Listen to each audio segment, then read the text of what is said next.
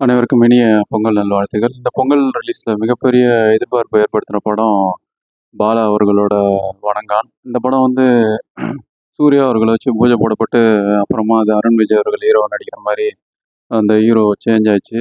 அதுலேருந்தே படத்துக்கு ஹைப்பு அதிகமாகிடுச்சு இன்னும். ஏன்னா ஹீரோ சேஞ்ச் ஆகிட்டாங்க, படம் எப்படி வரும் அப்படின்ற எதிர்பார்ப்பு அதிகமாக இருந்தது. அது இல்லாமல் பாலா அவர்கள் இந்திய அளவு திரையுலகிலையும் பெரிய பாதிப்பு ஏற்படுத்தின மிக சிறந்த இயக்குநர்களில் ஒருவர். பாலுமகேந்திரா அவர்களோட லெஜெண்டரி டைரக்டர் பாலுமகேந்திரா அவர்களோட சிஷ்யன்களில் முக்கியமானவர்.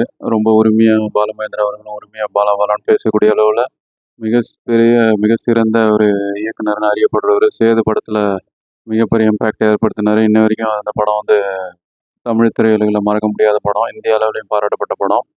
அப்படியேப்பட்ட அவர் வந்து நிறைய படங்கள் இயக்கியிருக்காரு. நந்தா, அப்புறம் பிதாமகன், நான் கடவுள், நாச்சியார் அப்படின்னு பல படங்களும் இயக்கி ஒரு சிறந்த டைரக்டர்னு பேர் எடுத்தவர். அவரோட படம்னு மிகப்பெரிய அளவில் எதிர்பார்ப்பு இருந்தது. இந்த இந்த பொங்கலுக்கு வந்து கேம் சேஞ்சரும் வணங்கானும் ரொம்ப எதிர்பார்க்கப்பட்டது. அது காலத்தில் வந்து 11 வருஷத்துக்கு அப்புறம் 12 வருஷத்துக்கு அப்புறம் மதகஜ ராஜா எம்ஜிஆர்னு டைட்டில் வச்சு விஷால் அவர்கள் படமும் இப்போ ரிலீஸ் ஆகிருக்கு இன்னைக்கு. ஸோ இந்த மாதிரி ஏகப்பட்ட படங்கள் பொங்கலுக்கு வந்திருக்கு. ஸோ பொங்கல் செலிப்ரேஷன் இந்த வருஷம் களை கட்டுதுன்னு சொல்லலாம் கண்டிப்பாக. மதகஜ ராஜா வந்து இப்போ நல்ல பாசிட்டிவ் ரிவ்யூஸ் பெற்றுட்டு வருது. இதுக்கு நடுவில் இந்த வணங்கான் படம் பார்த்துட்டேன். இந்த படம் வந்து எப்படி இருக்குது, எதிர்பார்ப்பை பூர்த்தி செஞ்சுதா? அது இல்லாமல் இந்த படம் ப்ரெஷ் ஷோலேயே பாசிட்டிவ் ரிவ்யூஸ்லாம் போய்ட்டு இருந்துச்சு வணங்கான்.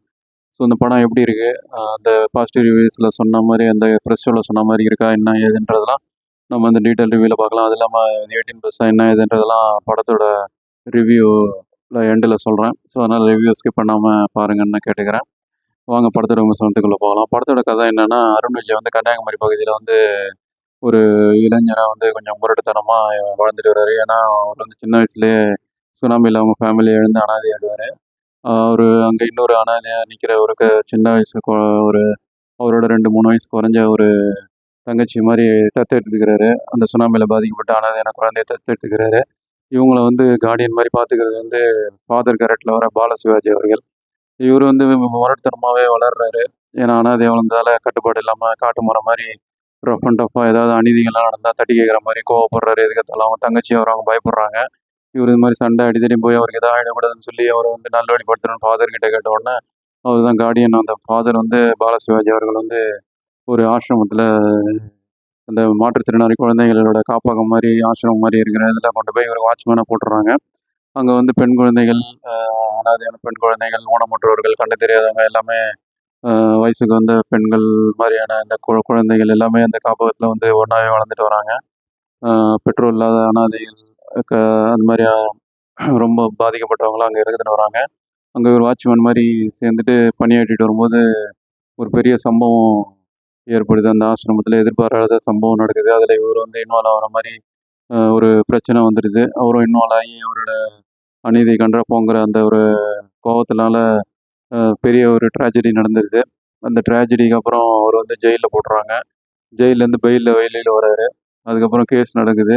அதுக்கப்புறம் அவர் தண்டனை பெற்றாரா இல்லை ரிலீஸ் ஆனாரா, எதனால் அவருக்கு அந்த ட்ராஜடியில் அவர் இன்வால்வ் ஆகிற சூழ்நிலை வந்துன்றத பரபரப்பான பாலா அவர்கள் பாணியிலே அந்த டெம்ப்ளேட்லேயே சொல்லியிருக்க. அப்படி தான் பேலன்ஸான ஒரு எமோஷனலான கிளைமேக்ஸோட முடிகிற மிச்ச கதை. இனி படத்தோட ப்ளஸ் மைனஸ் பார்க்கலாம். படத்தோட ப்ளஸ்ன்னு பார்த்தா அருண் விஜய் அவர்களுக்கு இது முக்கியமான படம்.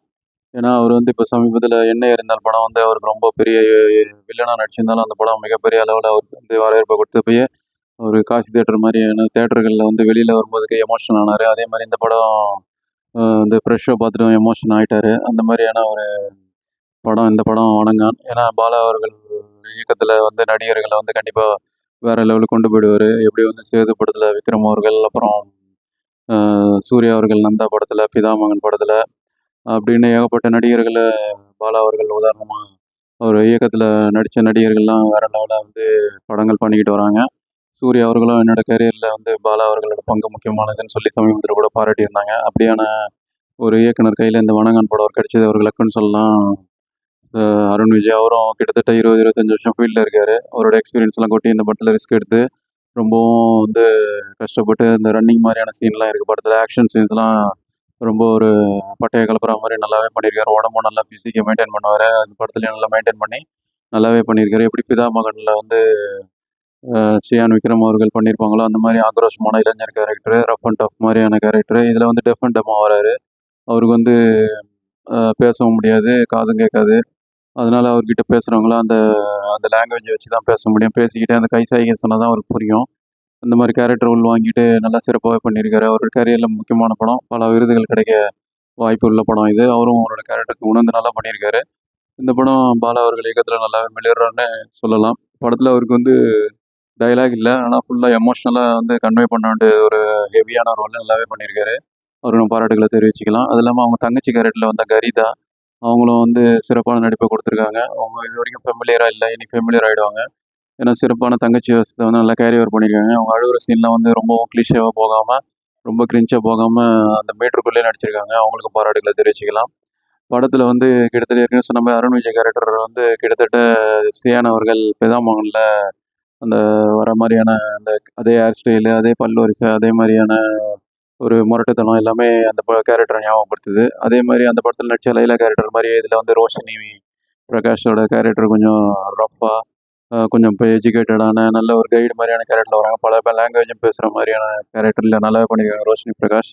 அவங்களும் பாராட்டு தெரிவிச்சுக்கலாம். படத்தில் ரொம்ப வித்தியாசமாக, ரொம்ப படத்தோட ஷோ ஸ்டீலர்னு சொல்லக்கூடிய அளவில் நடிச்சிருக்கிறது வந்து இயக்குனர் மிஷ்கின். அவர் வந்து இந்த மாதிரி கேரக்டரை நல்லாவே பண்ணியிருக்காரு. இனி இது மாதிரியான கேரக்டரில் அவரை பார்க்கலாம் குணச்சித்திர வேஷங்களில். அவர் வர அவர் வர சீன்ஸ் எல்லாமே நல்லாவே காமெடி ப்ளஸ் அந்த ஒரு ஜட்ஜு மாதிரியான கேரக்டருக்கு வெயிட்டேஜ் கொடுத்து நல்ல போல்ட்னஸ்ஸு எல்லாமே கலந்து அந்த கேரக்டர் ஜஸ்டிஃபை பண்ணிட்டாருன்னு சொல்லலாம். கண்டிப்பாக அவர் வர சீன்லாம் ஷோ ஸ்டீலர் தான் அவரு. படத்தில் அவருக்கு நிறைய சீன்ஸ் ஃபர்ஸ்ட் ஹாஃப்ல கூட வச்சிருந்தா நல்லா இருந்திருக்கும்னு சொல்ற மாதிரி நல்லா பண்ணியிருக்காரு. அவருக்கு நம்ம பாராட்டுகளை தெரிவிச்சுக்கலாம் இயக்குனர் மிஷ்கின் அவர்கள். அவர் இயக்குனராக இருக்கிறதால அந்த காட்சிகள்லாம் வந்து அனாயாசமாக நடிச்சு பார்வையாளரை வந்து கவர்ந்துடுறாரு. எப்படி ரகுவரன் அவர்கள் எந்த பெரிய நடிகை நடித்தாலும் அவர் ஷோ ஸ்டீலராக இருப்பாரோ அந்த மாதிரி மிஷ்கின் அவர்கள் இந்த படத்துலன்னு சொல்லி என்னோட தனிப்பட்ட கருத்து. இது நீங்கள் படம் பாருங்கள், நீங்களே ஒத்துக்குப்பீங்க.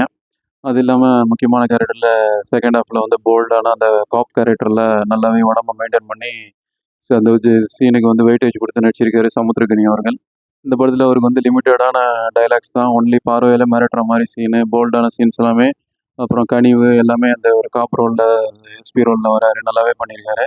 போலீஸ் கேரக்டரில் வரவங்க எல்லாமே நல்லா பண்ணியிருக்காங்க. அது இல்லாமல் படத்தில் வந்து அங்கங்கே டார்க் காமெடிலாம் வந்து நல்லாவே பண்ணியிருக்காரு இயக்குனர் பாலா அவர்களுக்கு பாராட்டுகளை தெரிவிச்சுக்கலாம். அது இல்லாமல் படத்தில் வந்து சின்ன சின்ன கேரக்டரில் வரவங்க சிறப்பாக பண்ணியிருக்காங்க. குறிப்பாக ஆசிரமத்தில் வந்து அந்த ஒரு வார்டன் மாதிரியான லேடி வார்டனாக வர சாயாதேவி அவர்கள், அவங்க வந்து சரத்குமார் அவர்களோட நடிகர், புரட்சி திலகம் நடிகர் சரத்குமார் அவர்களோட ஒய்ஃப் அவங்க.